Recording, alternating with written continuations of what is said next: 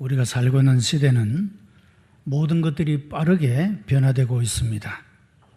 그런데 이 변화에 있어서 중요한 것은 어떤 방향으로 변화되느냐 하는 것입니다. 선하고 좋은 방향으로의 변화도 있고 악하고 나쁜 방향으로도의 변화가 있기 때문에 그렇습니다.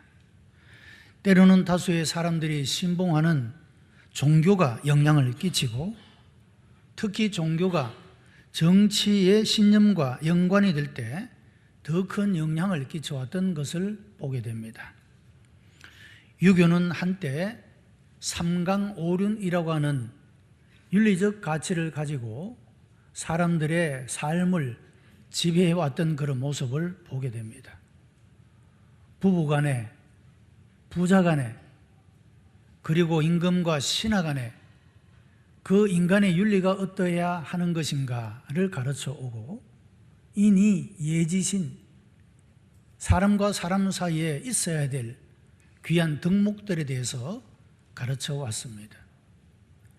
이 오륜 중에서 가장 중요한 것을 신이라고 합니다. 믿음이 모든 인간관계에 가장 중요한 기초가 된다, 그렇게 가르쳐 왔다라고 하는 것입니다. 그런데 이제 이런 윤리적 가치관이 무너지게 되고 소위 포스트 모더니즘, 이 시대에 접어들면서 많은 이제까지 존중되어져 여겨왔던 가치들이 전도가 되어져서 무가치한 것들로 전락되어 버리고 있는 그런 모습을 볼 수가 있다라고 하는 것입니다.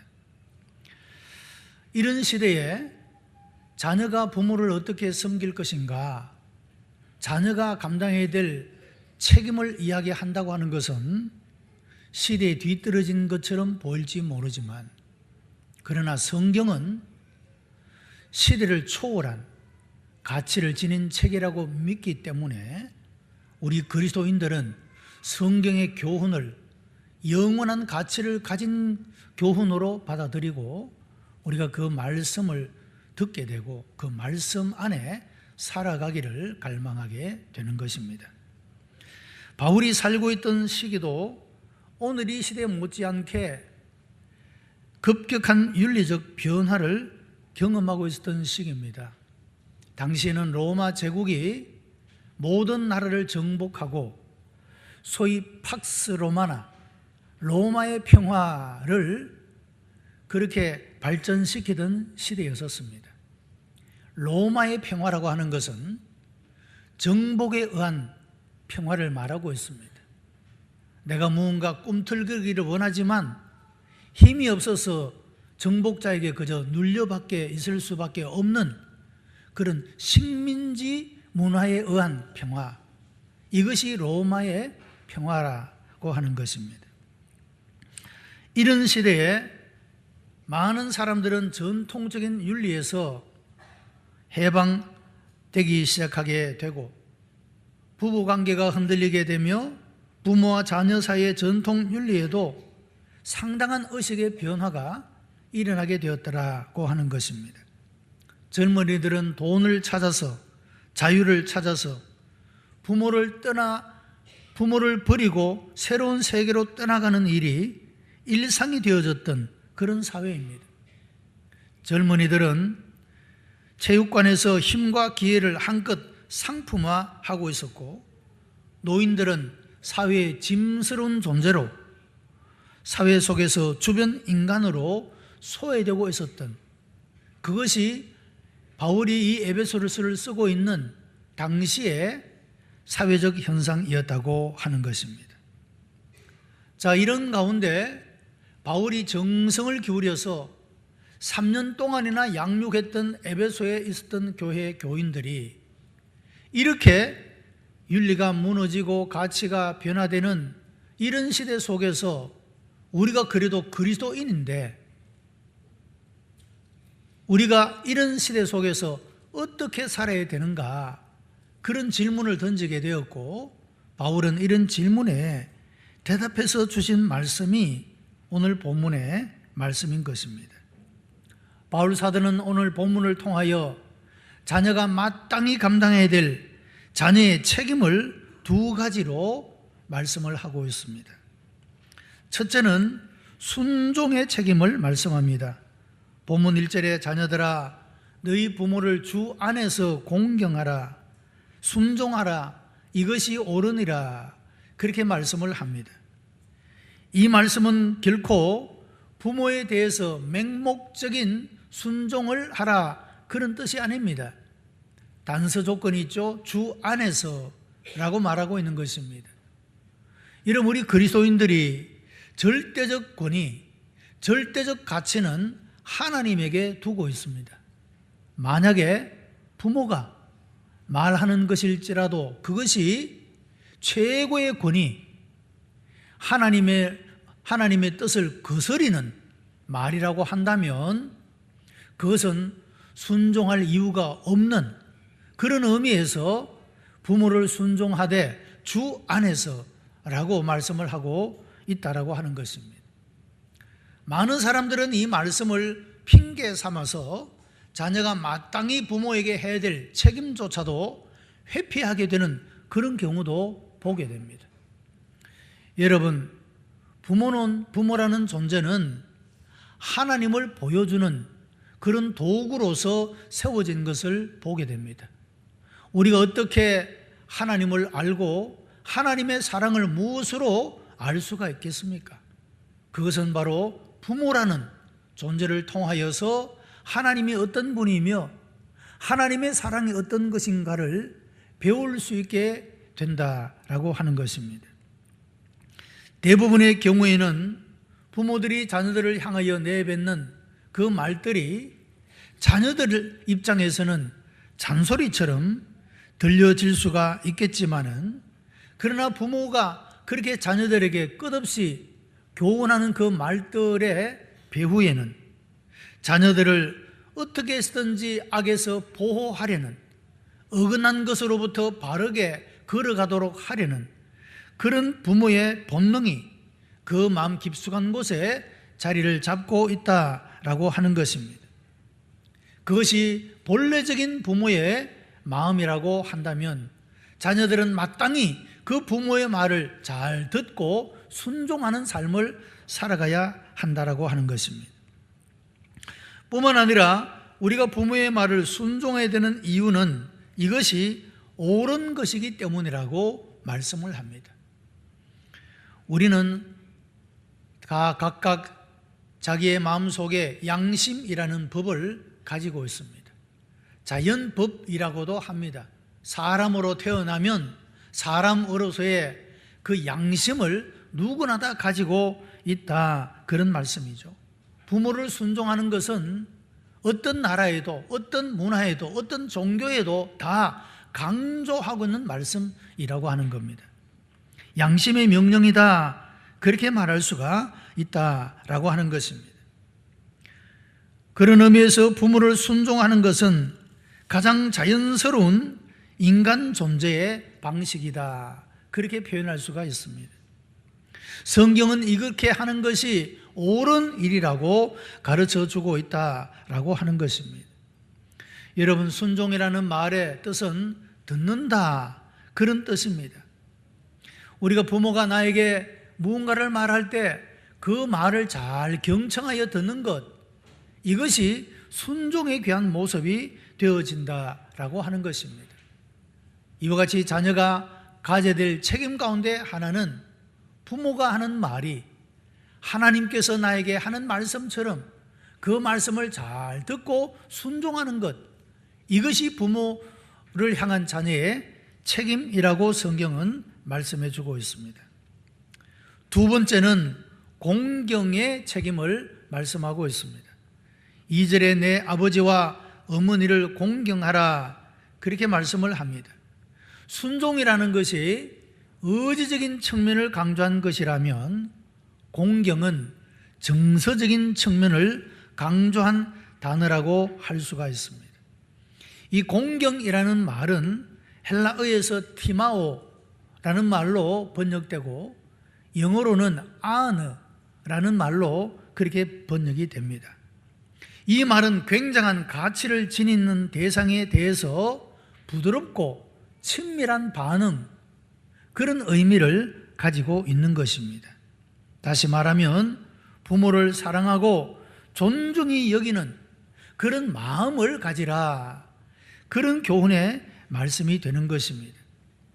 순종이 외적인 행동을 강조하는 말이라면 공경은 내적인 태도를 강조하는 말입니다.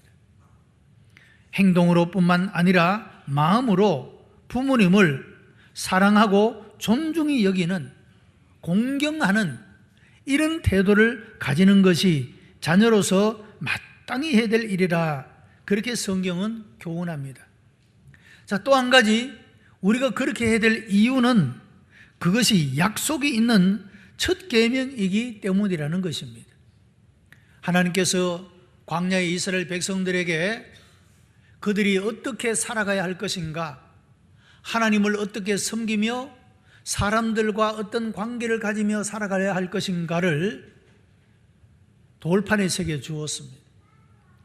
그 돌판을 2개를 만들어서 하나님을 대하는 삶의 방식, 또 하나는 사람을 대하는 삶의 방식에 대해서 계명을 주신 것입니다. 이것을 10계명이라고 합니다.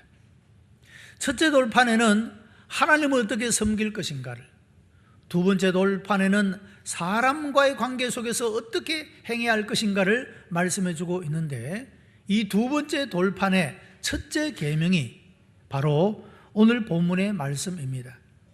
내 부모를 순종하고 공경하라. 이것이 약속이 있는 첫 계명이다, 그렇게 말씀하고 있는 것입니다. 자, 우리가 부모를 순종하고 부모를 공경할 때 하나님께서 그런 사람들에게 주시는 언약이 있다, 약속이 있다, 그런 말씀입니다. 그것이 무엇입니까? 내가 잘되고 땅에서 장수하리라 하는 그런 말씀입니다. 여러분, 하나님의 명령은 사람의 마음속에 가지고 있는 양심의 명령도 넘어서고 자연의 명령도 넘어서는 그런 권위 있는 명령이 하나님의 명령입니다. 부모를 순종하고 공경하는 일은 내 양심을 넘어서는 하나님의 명령으로 우리들에게, 모든 자녀들에게 주어지는 명령이라고 하는 것입니다. 그리고 이 명령 속에는 이것을 잘 지킬 수 있도록 하나님께서 복된 언약을 주십니다. 내가 잘되고 장수하게 된다라는 말입니다.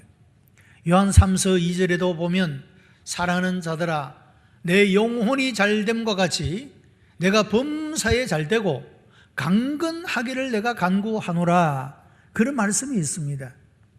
여러분, 부모치고 자녀가 잘되기를 바라지 않는 부모가 누가 있겠습니까? 아무리 악한 부모라도 자녀가 잘되기를 바라는 것이 부모의 마음입니다. 여기에 하나님의 마음을 그렇게 표현해 주고 있는 것입니다. 부모를 잘 순종하고 공경하는 자들에게 내가 잘되게 하겠다, 장수하게 하겠다고 하는 이런 복을 말씀하고 있다는 것입니다. 신학자들은 이 2가지의 언약을 일반적인 언약이다, 그렇게 표현을 하고 있습니다. 여러분, 사람이 가장 먼저 관계를 맺는 것이 부모와의 관계가 아닙니까? 사람이 성장해 가면서 부모와의 관계를 통하여 사람과의 관계를 어떻게 해나가야 될 것인가를 잘 배운다면 그 사람은 사회 속에서도 다른 사람과의 관계 속에서 성공적인 삶을 살아가게 될 것입니다. 그것은 곧바로 그 자신이 잘 되어지는 그런 성공의 비결이 되어질 수가 있다, 그런 말씀입니다. 그러니까 부모를 순종하고 부모를 공경하는, 사람을 귀히 여기는, 사랑하는 이런 마음의 훈련을 통해서 이런 마음을 가지게 되고, 내가 만나는 모든 사람들을 존중히 여기고 사랑하는 그런 관계를 맺는 삶을 살아가는 사람은 그가 하는 일이 잘 될 수밖에 없다. 내가 땅에서 잘 되고 그런 의미에서 이것은 일반적으로 주는 언약이다라고 표현을 하고 있는 것입니다. 여러분, 사람이 걱정하고 염려하고 누군가를 미워하고 원수를 맺고 그렇게 살아가는 사람은 마음의 평화를 가지지 못합니다. 마음이 평화롭지 못하는 사람은 또한 오래 살 수도 없는 것입니다. 우리가 모든 사람을 사랑하고 존중히 여기는 모든 사람들과의 관계가 화목한 여러분 이런 관계를 유지해 가는 사람은 그 마음에 평화가 있을 것이고 누구를 만나도 마음이 편안하고 이런 사람은 장수하게 된다라고 하는 것입니다. 똑같은 조건에서 사람을 미워하며 살아가는 사람보다는 사람을 사랑하며 살아가는 사람이 그리고 마음의 걱정과 염려와 눌림을 가지고 살아가는 사람보다도 마음의 평화를 가지고 살아가는 사람이 오래 사는 것은 그것은 당연한 일이라고 말할 수가 있지 않겠습니까? 그런 의미에서 일반적인 그런 약속이다라고 표현을 하고 있다라고 하는 것입니다. 오늘 성경은 모든 자녀들에게 내 부모를 순종하라, 공경하라 그렇게 말씀을 합니다. 순종이 부모의 말씀을 따르는 것이라면 공경은 한 걸음 더 나아가서 부모님의 마음을 알아들이는 것이다 그렇게 말할 수가 있습니다. 박은수라는 분이 쓴 어머니라는 시에 이런 글이 있습니다. 어머니는 좋은 옷이 필요치 않으신 줄 알았습니다. 예쁜 그릇도 갖고 싶지 않으시고 맛있는 음식에도 마음이 없으신 줄 알았습니다.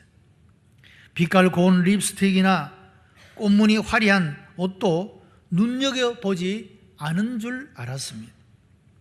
그런데 시집 와서 망한 고기에 다다르며 이제야 깨달아집니다. 어머니도 여자이셨음을, 어머니의 가슴에도 무지개가 있고 파랑새가 있고 사파이어와 같은 꿈이 있음을 이제야 알아봅니다. 이날에 어머니를 그리워합니다. 마흔이 되어서 이제 조금 철이 들어 보니 어머니도 여자이셨고 그도 고운 것을 좋아하는 맛있는 음식을 먹고 싶은 그런 분이었음을 이제야 깨닫게 되었다 그렇게 말합니다. 제가 이 시를 읽으면서 저 자신을 한번 돌아보았습니다. 왜 그렇게 부모님의 마음을 알아주지 못하고 그 마음들을 좀 헤아려주고 보살펴드리는 그런 삶을 살지 못했을까? 그런 생각, 그런 철이 들고 나니 이미 두 분은 다 안 계시더라고요. 우리가 스스로 깨달아 알기에는 어쩌면 시간이 너무 늦을 수도 있습니다. 여러분, 오늘 하나님의 영원히 변치 않는 진리의 말씀을 통하여 교훈을 받는 여러분들은 부모님이 계시는 동안에 부모의 마음을 알아주는 그런 여러분들이 되시기를 바랍니다. 여러분, 부모님들은 우리들을 공부시키고 우리들을 키우기 위해서 다른 사람에게 무시를 당하고 다른 사람에게 욕을 먹고 그런 일들을 서슴지 않았습니다. 등록금을 대기 위해 누군가에게 사정을 하다 쫓겨남을 받기도 하고 혹은 잘 사는 친척에게 찾아가서 도움을 청하다가 핀잔을 듣기도 하고 어렵고 힘든 직장이었지만 내가 당장에 그만두고 싶어도 아이들이 눈에 밟혀 내가 그래도 참고 해야 잠을 못 자더라도 내가 야간 근무라도 해야 아이들 뒷바라도 할 것인데 여러분 그런 마음으로 살아온 것이 부모의 삶이었다고 하는 겁니다. 자녀들은 이런 철이 들 때까지는 부모는 예사롭게 부모를 생각할 때가 많다고 하는 거죠. 안 잡수고 계셔도 아무런 생각이 없고 헤아림도 없고 그 부모의 마음이 어떤지에 대해서 생각도 하지 아니하고, 여러분 그렇게 살아갈 때가 얼마나 많으냐라고 하는 것입니다. 한동대학교의 언론정보학부의 아이들이 한밤의 세레나데라고 하는 연극을 제작하고 50개 전국의 대학교 학생들이 참여하는 그런 연극을 하나 만들었다고 합니다. 대학로 소극장에서 계속해서 그것을 올리고 있다고 말하는데, 메일이 왔어요. 목사님, 영적으로 도움이 필요하고 물질적으로도 도움이 필요합니다. 그 마음들이 예뻐서 제가 또 메일로 답장을 보냈습니다. 이 아이들이 고백하는 것 가운데 하나는 이렇게 연극을 통해서라도 하나님의 복음을 이 땅의 사람들에게 전해주고 싶다라고 하는 것이죠. 그리고 이 아이들이 그 연극을 준비하면서 70, 80, 70년대, 80년대를 살아왔던 부모들이 얼마나 힘겹게 살아왔는지, 그리고 그 이전에 60년대, 50년대 그때를 살아왔던 부모들이 얼마나 어렵고 힘들게 살아왔는지를 연극을 준비하는 과정을 통해서 그 시대를 조명하고 그 문화를 알고 그 시대상을 알아보면서 알게 되었다는 거예요. 평소에 부모들이 보릿고기를 이야기할 때 그게 무슨 말인지 알지도 못했고 그랬는데, 이 연극을 준비하면서 그 시대상들을 보니 우리 부모들이 이렇게 살았구나, 이렇게 아프게 살고 이렇게 힘들게 살았구나, 그것을 깨닫게 되더라고 하는 것입니다. 그래서 이제까지는 우리 젊은 세대들이 부모님이 우리 세대를 이해하지 못한다, 왜 이 새로운 세대를 이해해 주지 못하느냐, 거기에만 집중을 했는데 이제는 우리가 부모를 이해해야 되겠다, 그런 마음을 가지게 되었다고 하는 겁니다. 자, 여러분, 우리가 깊이 부모의 마음은 어떨까? 아버지의 마음은 어떨까? 어머니의 마음은 어떨까? 여러분, 이 마음을 헤아리는 것이, 그 마음을 알아주는 것이 공경이라고 하는 겁니다. 이것이 내가 잘 되고 땅에서 장수하는 비결임을 말씀해 주고 있다라고 하는 것입니다. 여러분, 우리가 이런 마음을 우리 모두가 다 품을 수 있게 되기를 바랍니다. 부모를 알아주는 여러분, 그리고 우리가 그것을, 부모의 마음을 알고 얼마나 힘드셨을까, 나 때문에 얼마나 아팠었을까, 얼마나 무거웠을까, 여러분 그것을 알아주고 만일에 한마디라도 그렇게 부모에게 말할 수 있다면 평생에 힘들었던 것, 눈물 흘렸던 것, 아팠던 것 아마 다 위로받지 않겠습니까?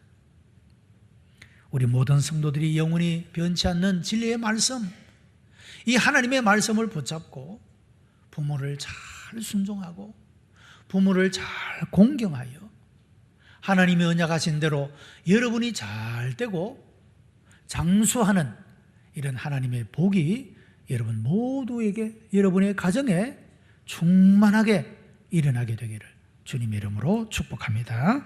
기도하십시다. 하나님, 감사와 찬송과 영광을 하나님 앞에 올려드립니다. 우리는 때로 부모가 내 마음에 들지 않는다고 부모를 미워하고 때로는 공격하고 우리가 그런 불효하는 삶을 살아왔습니다. 하나님은 내 부모를 순종하고 내 부모를 공경하라고 말했습니다. 이것이 내가 땅에서 잘 되고 잘 살고 그리고 오래 사는 언약이 있음을 말씀해 주셨습니다.